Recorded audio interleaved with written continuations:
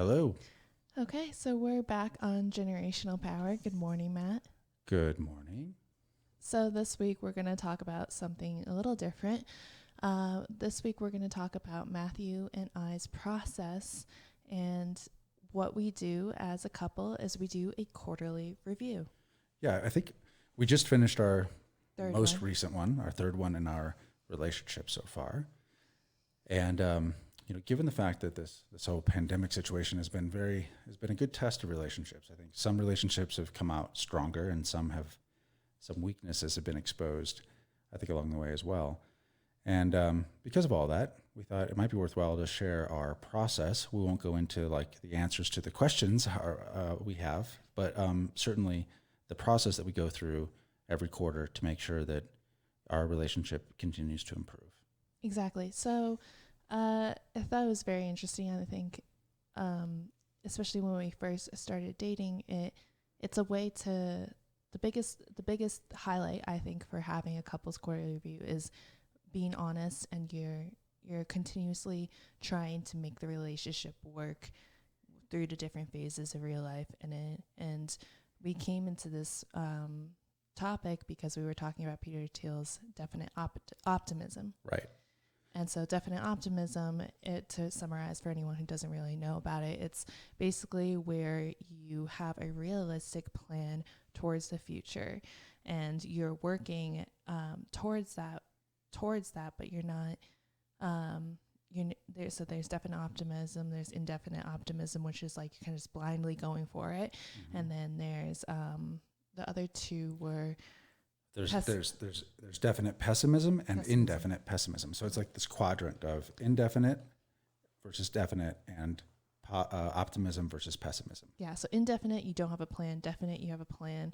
Pessimism obviously is like the negative side, and then optimism is where you're moving towards like a better future, a perfect day in the future, basically. Right. So you can either, and the basic idea, this was a huge idea for us. We talked about it a lot. Is that a lot of people are optimists about the future, and they believe that one way or another their life is going to work out. It's going to be good, but they don't have. But they're not definite optimists because they don't have a specific way that they expect things to be better. They just expect them to be generally better. So the example that we found that was a good contrast was Alibaba's CEO talking to Elon Musk. Right. This interview, if you haven't seen it, is pretty amazing. On AI, and they're talking about it. And the guy, I don't know his name. Jack Ma was, I should know it, but he basically was just like, yeah, AI, like it'll eventually be okay. Like, they'll work with us. They can never replace humans. And he's indefinitely optimistic about the future of AI, while Elon is like, no, this is not what's going to happen. It's definitely going to be something where we have to learn how to incorporate it into our lives in a way that is meaningful. And, we have to accept that the fact that they're going to be a lot smarter and plan for that. Right. And a lot of times, if a lot of people might watch that interview and think, well, Jack Ma is an optimist and Elon is a pessimist. But I don't think that's what it is at all. I think that Elon is a definite optimist, meaning that he knows the power of, he can imagine the specific power and the specific risks associated with AI in the future, like how it could be really good for humanity, how it's coming, and how, if we accept the fact that it can be awesome, but it also could be awful, and we're willing to work toward thinking through how we actually create it, then you can actually avoid all the terrible mistakes, and you can build a really amazing future. And I think you see this in Elon and everything he does. Traveling to Mars, everything done with SpaceX, all that stuff is just so extraordinary, right? And you couldn't do it if you just go, no, the future is going to be good. Yeah. But you didn't actually think about specifically how's it going to be good and what can we really do today to make it good. And that's the difference between definite optimism and indefinite optimism. Exactly. And that's for the long game. I think a lot of people, when they get into relationships, everything's good for a certain honeymoon period. There's passion.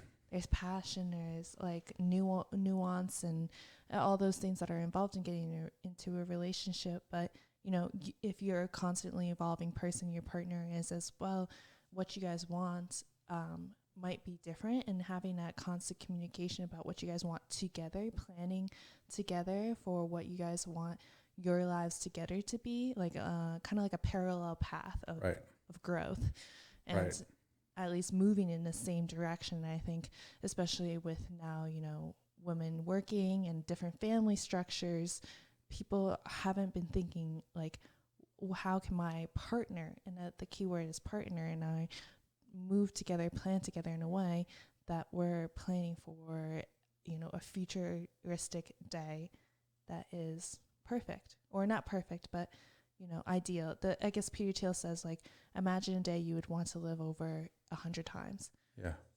Yeah. I think that's, so when you come into, and one of the problems is when you come into a relationship, like you said, it's driven by passion and attraction and, kind of an uninformed optimism almost, like you just, like it feels so good, you believe it can be good.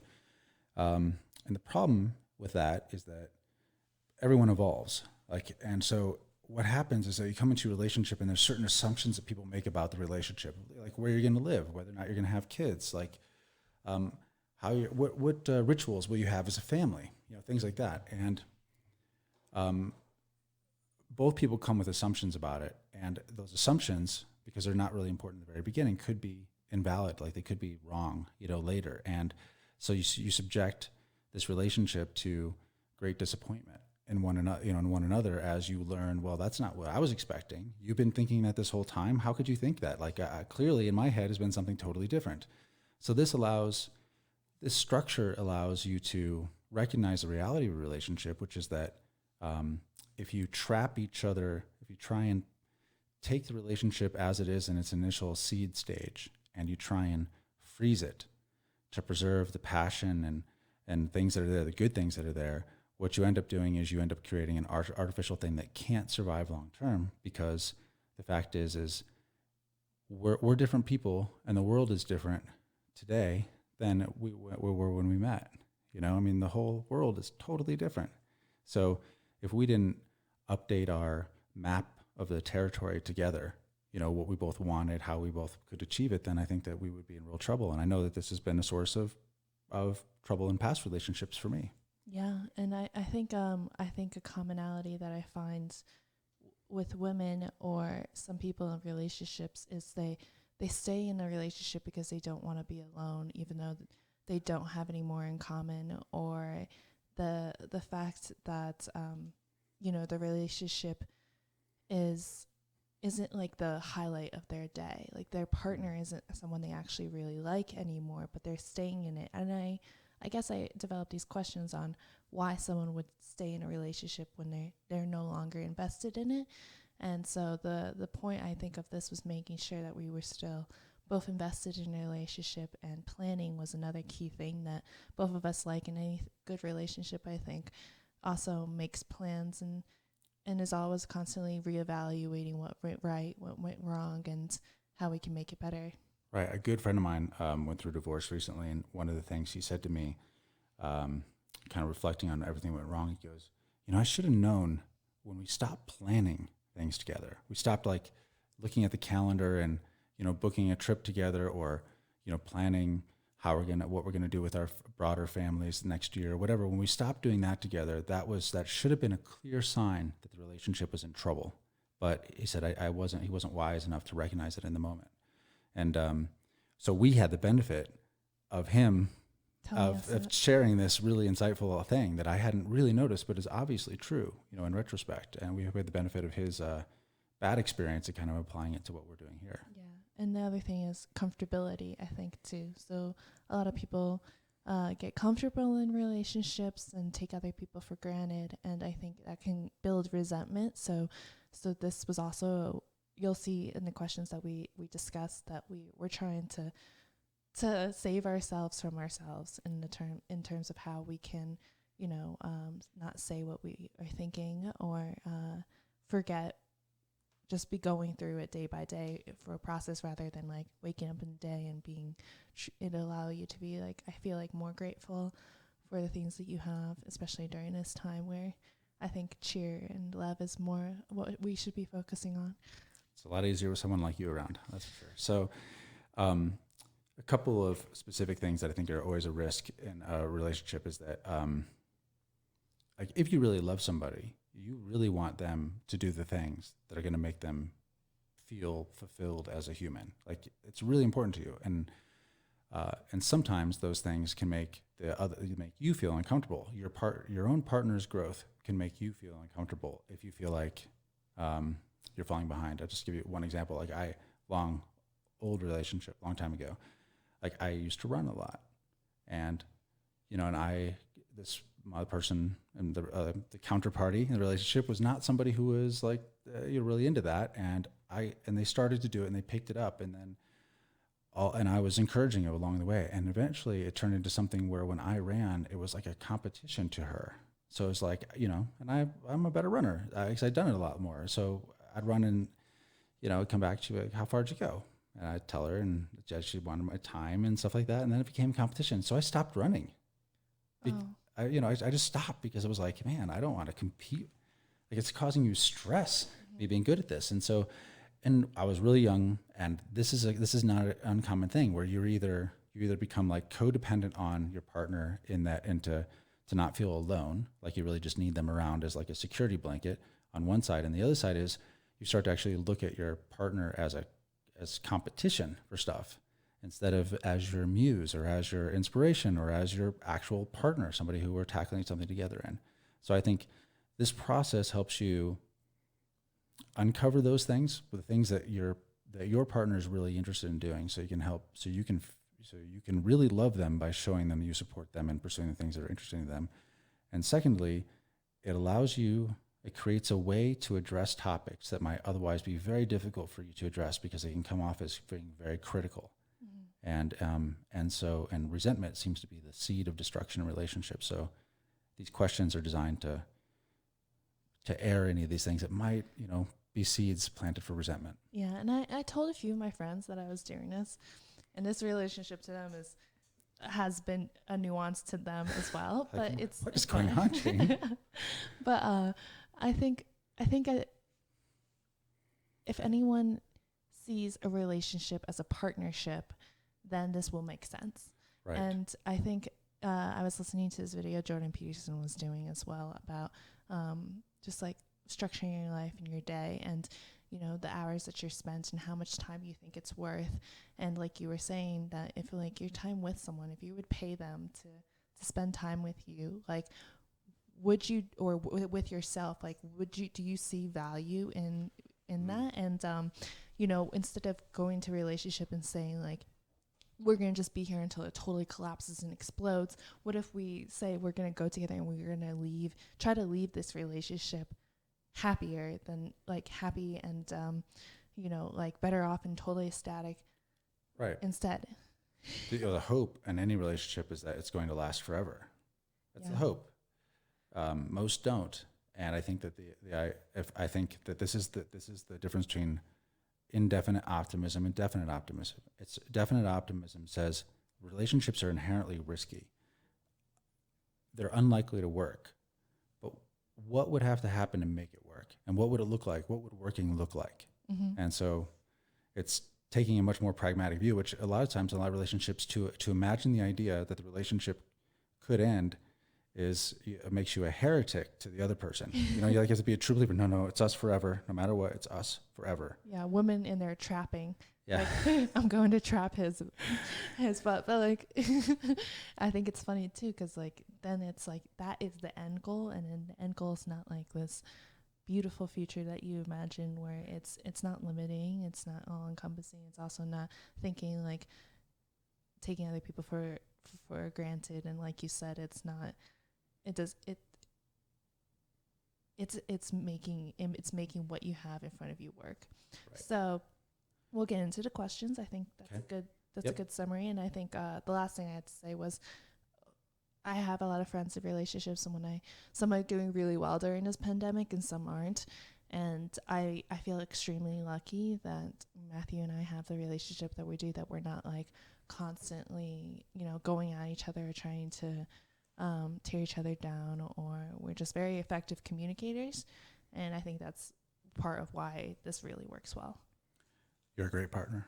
I just don't know how to say it. It'd be very difficult to get through this time without you here with me. You too. Okay, so the questions that we go through, we don't look at each other's answers, and we pick a day and we go over it together. The first question is... Yes, so we have the questions in advance. We came up with them the first time together, and then we've revised them a bit since the very beginning. But there's a template set of questions that we go through, and we answer independently, and then we have a scheduled appointment on the calendar where we get together and we go through these together. Yes.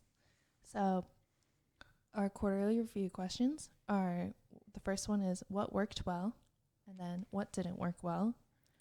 What are the top 3 experiences as a couple since the last review? What is it about these experiences that made it remarkable? What experiences as a couple do you not want to repeat? Was there anything that you wanted to do for your partner that didn't end up doing? A, what is it? And B, why didn't you do it? 7, what is the most memorable thing your partner did for you over the last quarter? 8, what is a petty complaint that you have about your partner that you didn't even bring up, even though it bothers you, because you think it's not that big of a deal? And so that's the first set of questions. Yeah, and let's talk about a couple of those. A couple of these are designed to bring out the resentment parts. So the biggest, obviously, one that's designed to bring out to uncover any potential seeds of resentment is the question about explaining something that's some petty complaint about your partner. Now, by framing it that way, is that a lot of times we have little complaints, and they really are, and they really are tiny, and we know they're tiny, and we know that it's our bullshit that makes us even imagine this as a complaint. And so we're unlikely, if we're an introspective person, to ever bring it up. And yet a lot of times to your partner, that thing that bothers you a little bit for some weird reason that's totally your fault, that it bothers you at all, your partner oftentimes doesn't care. They'd be happy to make that change. Mm-hmm. And I think that these little things end up being really helpful in terms of building trust in a relationship, because one, you can tell them about it. You say, this really bothers me. It shouldn't bother me, but it does. And then your partner has the opportunity, but not the obligation, to try and work on it. Yeah, and so it makes time together more enjoyable, I think, if you realize what is some things that strike a nerve that you didn't realize is on their mind, or why they you can always tell when your partner's off a little, when they're mad at you or annoyed at you, but you might not know why they are. And so one of the petty complaints that Matthew had, I forget the actual term for it, but he has this thing with tones, volumes in voices. Sounds. Certain sounds really it's obviously a mental deficiency on my part, but certain sounds cause this spike and anxiety and anger in me. And I can, most people don't notice it. I can suppress it, but it really is really hard on me.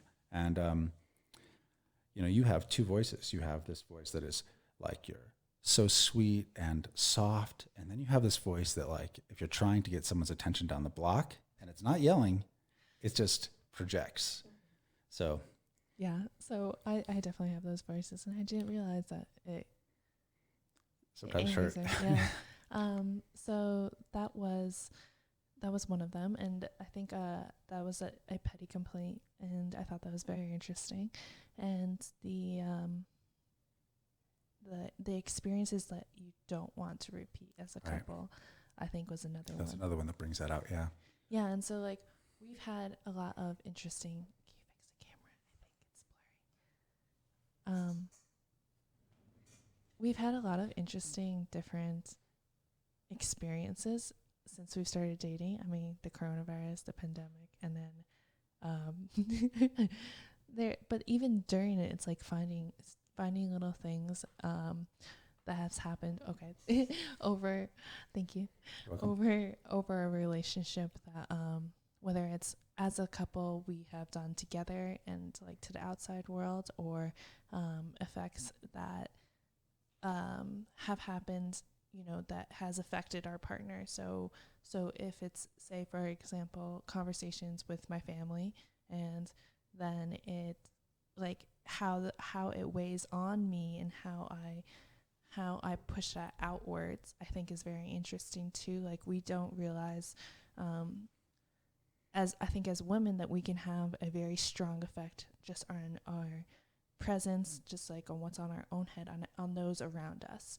And I think how we internalize it and how we deal with it I've learned a lot recently by learning how my own behavior affects those around me. And I think that's very good feedback for any person to get, because then you realize, I used to just have this thing where if like something bothered me, I'd just go hide until like it passes over. But because I now have to naturally deal with the people around me in this space, it's learning how to, I think we both have learned to communicate our negative expressions without making the people around us feel that weight. Right, and a lot of it is just learning how each other work. Mm-hmm. You know, even that natural tendency you have, where you have this, if you have a lot of emotion, and whether it's anger or frustration or whatever it is, that you would go and hide, as you say. You know, and I have that tendency too, because I don't want conflict, so I'll probably walk away. Would be my, I'll just step away and go and get myself together.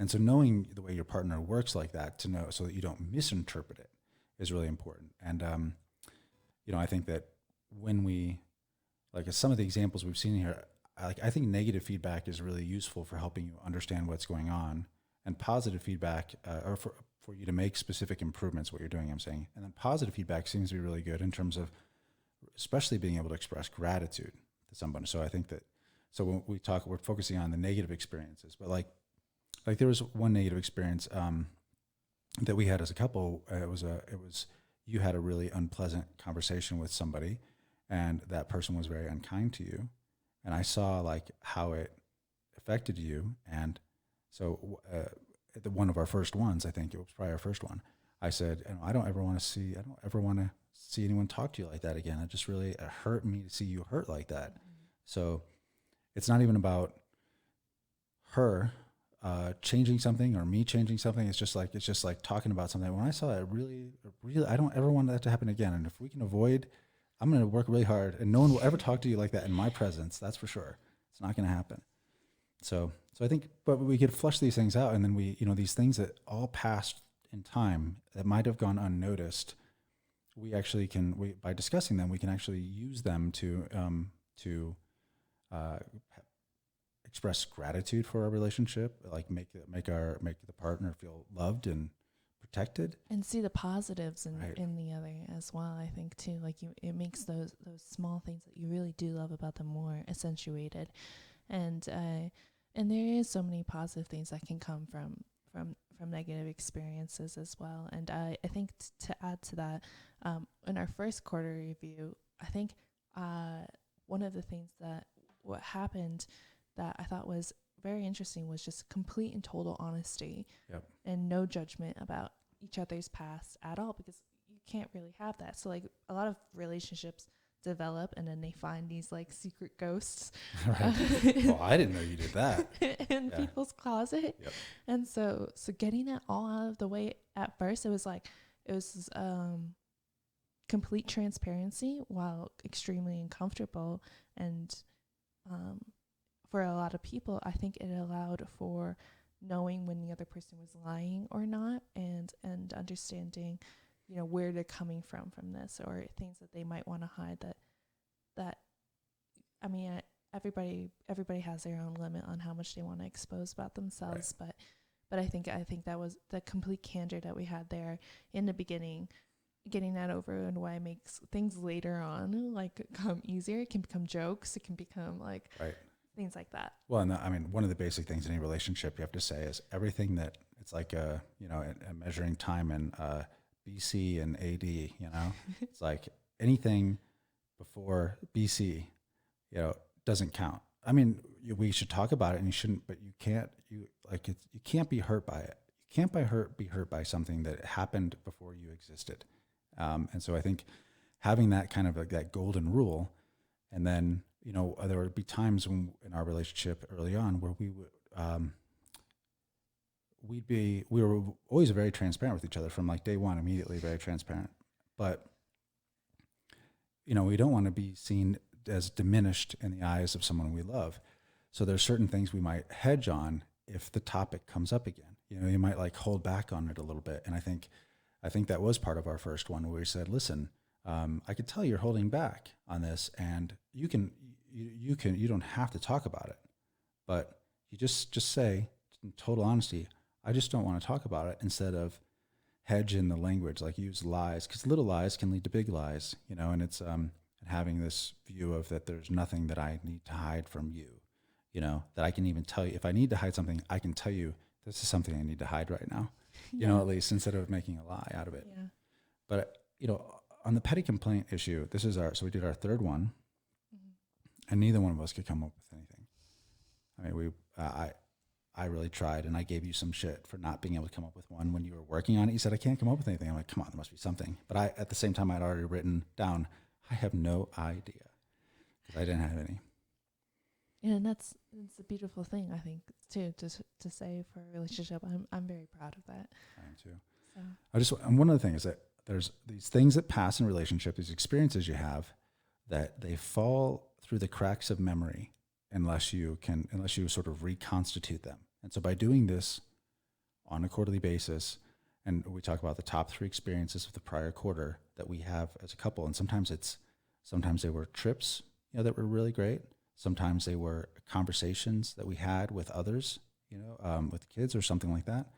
But, they get resurrected, and they kind of get like, they get preserved in a way, when you bring them up later and discuss them and articulate why it was something that was so remarkable to you. Yeah, especially because in the moment you don't know what stands out to someone and what doesn't. And so bringing that back up, it's we're creating like an archive of like memories. That's right. Without just pictures. So it's nice. Okay. So it was part 2. Part 2. So then we came up with what we would define as our ideal relationship, and these we came up with together, and like we tweaked them, and we're trying to give it like, what would a 10 out of 10 relationship be? And so yeah, this might all be I can see why you might think this is silly. Yeah, but I think it's been helpful for us. So we identified essentially 10 words or phrases that we thought were good representatives of things that you would want to have in a relationship. And then what we do is we score them each quarter, but we score them in a binary way. It's either a 1 or a 0. Which I have messed up before. Like I would do like 1.2 or like 0.7. And then he was like, you can't do that. I was like, it's either yes or no. We have this. Well, the temptation is you feel like if you put a 0, you're just complaining, and so you don't want to like take away all the credit from like great progress. So like new experiences is one of them. We have new experiences as a couple together. And by the way, I think both of us rated that as a 1, meaning we had great new relationships together after our first new experiences together. Yeah. But the last time, because of the pandemic, our new experiences have been relatively low. So we got a 0 this time. Now we still did some interesting things, but in terms of ideal, like it was lower than what we'd hoped for. So it was a 0. And so instead of hedging on it and putting like if it was a 1 to 10 scale, you might put a 3. Like by making it a 1 or 0 and having to make that hard call, it makes it a easier to discuss point, So anyway, we would like to go through the 10. I mean, these are our 10, and anyone could you could come up with your own 10. Yeah, so you can go through the 10. Yeah. So we have no deceit and being faithful. That's a cornerstone of our agreement and our relationship. And it doesn't. Some people are into other things, whatever. Subjecting oneself to the relationship in the long game. And what this idea is that we should, as individuals, both be served by the relationship, of course.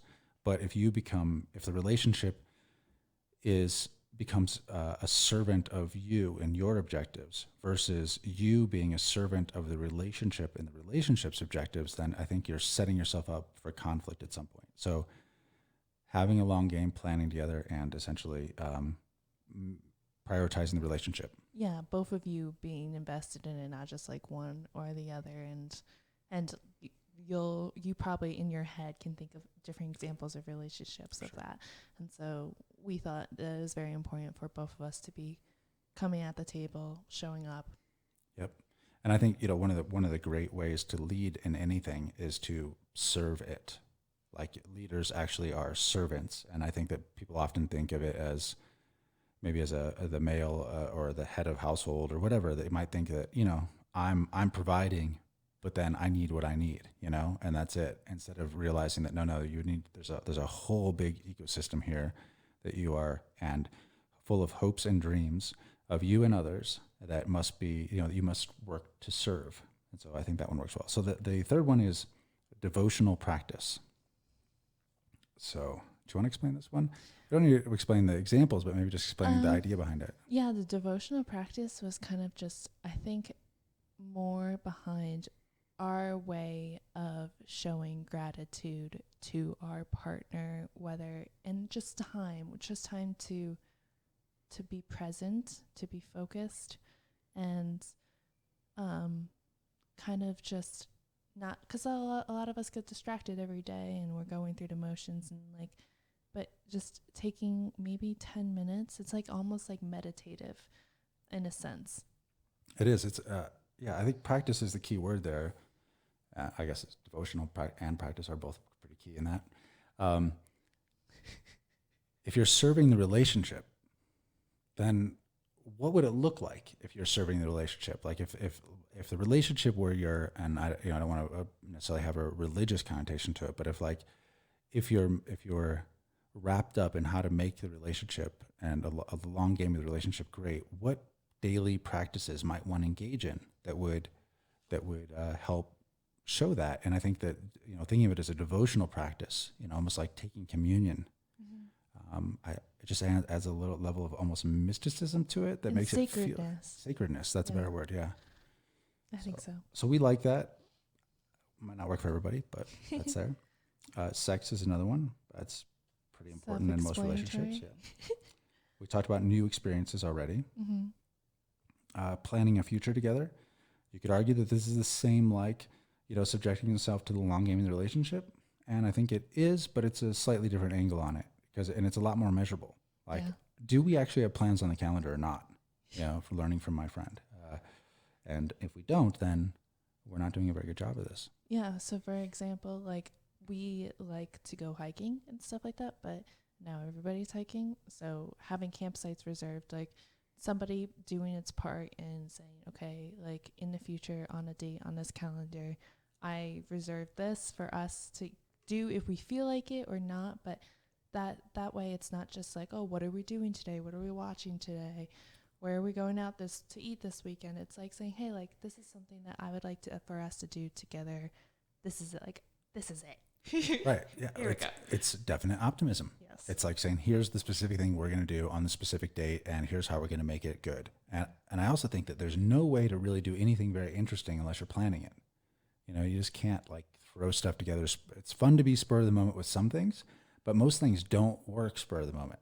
Yeah. So and a lot of us when the partner is saying, I think we see this with older couples too, that when people say that they have stopped planning to do things together, so they have their friends and then their each individual things that they do, but spending time to actually together, not distracted, not in front of the television, not working out. It's just that I think is a key part of it. Right. And if there aren't things you like doing together as a couple or as a family, then I don't know. I mean, you don't have to love doing everything together. You should have your own thing also, but it seems crazy to not plan together. Yeah. The next one is a strong, supportive community. Yes. And this is that adds richness to your life. Having people around you that add richness to your life. And give greater meaning. So if the couple is the center, and then you have the family, and then beyond that you have this close ring of community around you that really does matter. And it's something I've been always pretty bad at. Yeah, I've been extrovert and good with people, but and I thought that was very important for me too. I like being around people, and since he's an introvert for the most part, like being his extended arm towards people around us, but also making sure that the people around us we did a different podcast and who we surround ourselves by, you guys can go check out. And I think like having that community around you also is people that, you have your back. And so it's not just a family, it's creating a family outside of your family as well. Right. Yep. And these people, the people in this circle are people that, inspire you. Like I say, they help you raise the bar on your own conduct. You learn from them. So that's another one. And especially with localism going on now, especially too, we've been thinking a lot about, who we would want to surround ourselves by in the future, because that's a huge thing. Like, who can we trust? Can we trust our neighbors? Can you trust, like, who would you, that kind of question has been in our minds lately. And yet the pandemic has made all of this community building stuff harder, for sure. Yes. We can't, social distancing and all. So the next one is true partnership. And I think that this is super critical because a lot of times, people look at like a true partnership is, you've probably heard this metaphor before. It's not really 50-50. Sometimes it's 90-10. Sometimes it's 70-30. It adapts and evolves so that both parties, because you're pursuing the same, end together, that there are certain times where you need to rely on one more than the other. So it's not like you take the all of the things that the chores and everything and every obligation or responsibility that a relationship has and like line down the middle and split them in half and make sure it's equally divided, that it's equal. Like, that's not a true partnership. A true partnership is when you figure it out together how you can both uniquely contribute to make sure that together you're moving forward. Mm-hmm. Yeah, that's great. So the next one. We have, again, these a lot seem related, but they're just slightly different in my mind. So it's 2 + 2 = 5. Us together, that we're able to produce more together because of the nature of us being together, and that we face the world with a united front. So like us doing this podcast together is a way that we're showing that, like, no, we're on the same page. Yeah. Sometimes we'll say I'm on your side. Right. Just remind each other, like, I know sometimes, like, but no, I'm on your side. At your side. Yeah. And so that's just kind of a way to like diffuse any, like, if we have a clashing of opinions, or especially I think some couples, when they present themselves to the world, I'm hypersensitive to it. It's like what they say about the other person behind each other's back, and you can just tell that it's like, are you guys even dating? Like, do you guys even like each other? If you guys are like not this united front, I think that's a very strong relationship. Is when you can see a couple and you're like, wow, they have so much respect and admiration and fortitude together. So it's not just one looking into the other or stuff like that. It's like, right. Or pinning each other down. It's right. And it's a recognition that you're better together. Yeah. You're better together. So the final one is surprise to the upside. So this is one that I, as a person who's hired a lot of people in my life, this is kind of a mental model I came up with, that for the most part, when you, and it might seem weird to use a hiring people metaphor to a relationship, but those are a relationship of a kind, right? And so when you hire somebody, there are certain expectations. And for the most part, most of the time, people fall slightly below expectations. And it's totally normal. And like, if you actually expect something other than that, then I don't know. I think it's a hard way to survive in the world and not hate people. But what happens is occasionally you find people that do things that you didn't ask them to do, that you didn't even maybe think could be done or would be done. And they do it, and you're like, holy shit, that's it. That's surprise to the upside. And when you see surprise to the upside, it's an indication of something remarkable. And because people who do that tend to do it pretty frequently. And so, this is the question is, looking at in our relationship and looking at in my own conduct and also in your conduct in the prior quarter, was there like surprise to the upside? Did it exist or not? And I think that, in the past quarters when it's like, what did you think about doing for your partner but not do? Like, that's the kind of thing that a lot of times you have these ideas. I do. Like, I'm like, I'm going to write her something, or I'm going to get her flowers. And the thought goes through my head, and then, I get distracted with other things and might not do it. And the only way, though, for me to manage my own conduct is that when I have these ideas about things that I want to do for you or show you or share with you, that I actually follow through and act on them. And then if I do that consistently, then you'll be surprised sometimes, you know? And so it's focusing on that, focusing on what I can do, and also within our relationship, whether or not we're doing it. Yeah, it's like some people only give enough what's expected, and then some people are trying to think. If you're an overachiever, you're trying to think about like what more can I bring to the table, and I think like especially for certain relationships, you want to be pleasantly surprised. I think any person does. It's like it's so rare. Yeah. Think about it. You're actually surprised by the behavior in a positive way of somebody. You know, some people might disappoint, but even that usually isn't a surprise. Most people expect it, but when somebody does something you didn't imagine, it's like it's freaking amazing. And don't you want to be that person for the person that you love? Like, don't you want to be that person in general? Yeah, I know I do. Good. I mean, you are. Try to be. So that was our 10 that we identified as a couple and agreed those are the 10 characteristics or works of an ideal relationship. You guys can change it yourself based off of what you and your partner decide. And I should say we've always rated it. I think we've all 3 times both rated 7 out of 10. Yeah. So we don't have a perfect score, but it gives us something. And then so the next part is to pick one with a 0 and describe your plan to improve that one over the next quarter. Right. Mm-hmm. And then the last one I added because I thought it was funny. Tweet a description of your love for your partner. We're so corny, so we're not going to share this. And then mine are cornier than yours are, though. I don't know. Mine are longer, and now that they've changed the tweet. See, I stick with the 140 characters. You're like, I'm gonna use 280. Yeah, so I'm a little extra with my tweets. And then the last ones we just added this last quarter. Because we always end up having these long discussions after them and things that I bookmark or think about. I call this like bookmarking, where I like save it in my head, maybe, for later on things that we wanted to talk about that weren't in the questions, so anything extra. And I'm going to say this last one before I do the other one. We recently were watching The Matrix, and we were talking about The Matrix, and so we're saying like if we're in a simulation, what kind of relationship would it look like? And or kind of a different way to phrase it was pick one day in the future, any day, and describe it in detail. So that's a different version of our definite optimism. So it's just a tool to try and think bigger about what's possible, because they're actually, you should Google simulation theory. There's actually a lot of,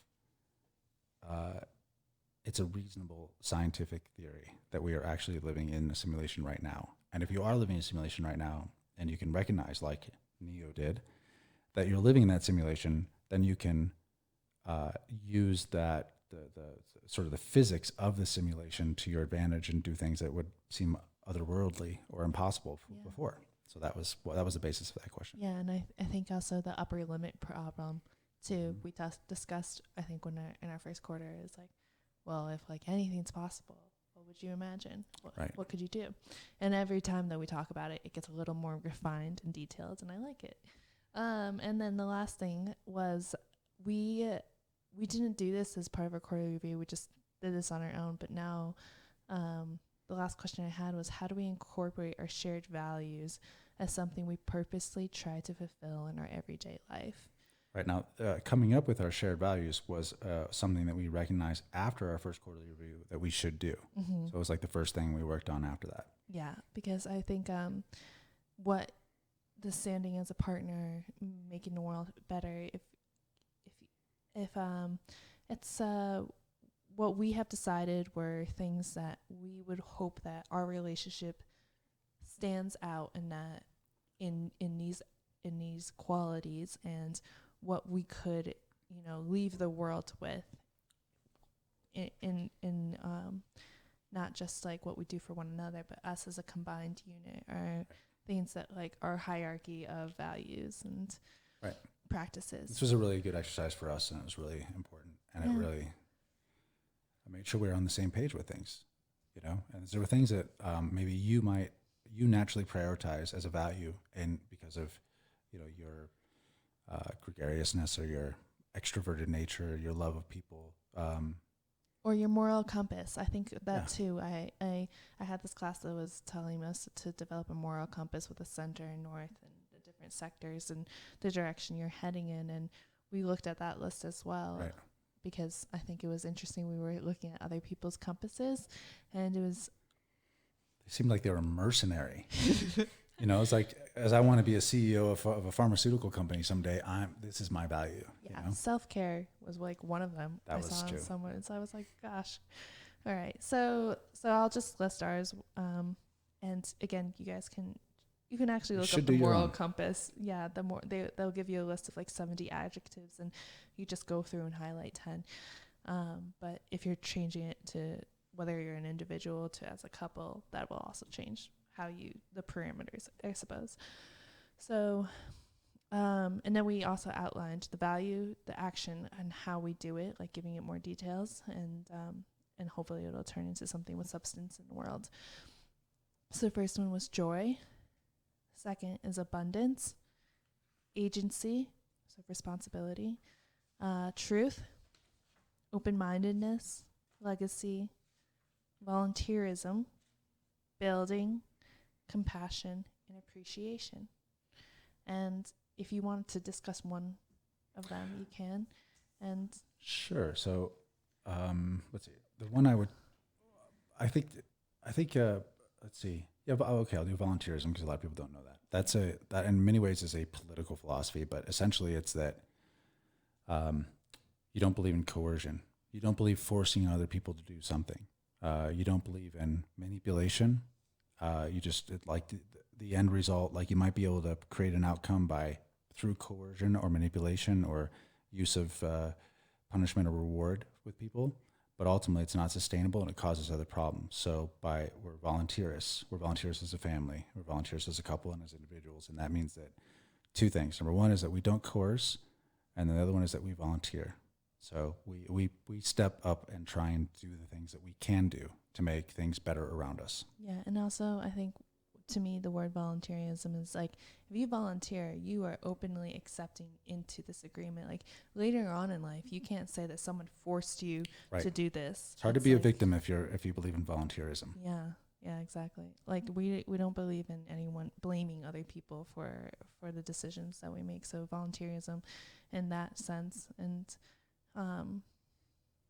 that we want to do we want people to do what they want to do, as long as it doesn't infringe on the other people's rights. Yeah. And that's another thing that comes from management and business, and I think raising kids too. It's that, I could twist people into doing stuff. I could use the authority I have to get them to do it, but like, when they follow it with their own curiosity and their own drive, the results that they get from it are way better than they would get if I'm trying to get an outcome from them. And then the last thing that I think I wanted to discuss was building. So I think him and I, like, we walk around and we appreciate things that other people have made or built over time, even though the world's destroying things right now. We thought that it was really important that we make things, that we create things, that we're not just consumers of our relationship or the world around us, that, whether it's our home, business, our community that we have built, that it's something. Your garden. Yeah, my Your garden. pandemic garden. My pandemic garden. That it's something, a purpose outside of ourselves, and that it helps with our family's identity and legacy. And it's an investment towards the future. So it's not something concrete, but it's something that you over time think of. Right. And I think, one dichotomy you can always look at it as, are you producing or are you consuming? And the producing is a little bit harder of a word for me to imagine, like for me to go, well, what can I do to produce right now? It's harder. But like, building is it seems, if that word feels like, it's easier to me to think about and go, well, what are we building right now? What are we building as a family? What family traditions are we building? What businesses are we building? What volunteer organizations might we be building?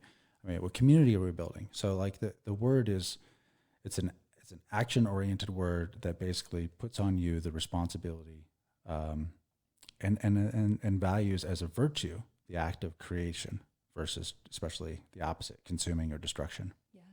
I mean, it's what inspired us as well as like we had just seen the Getty, which was a beautifully well done free open art exhibit. Like we didn't go to the second part, but if you guys ever in LA, like it's definitely And museums worth a are open try. again.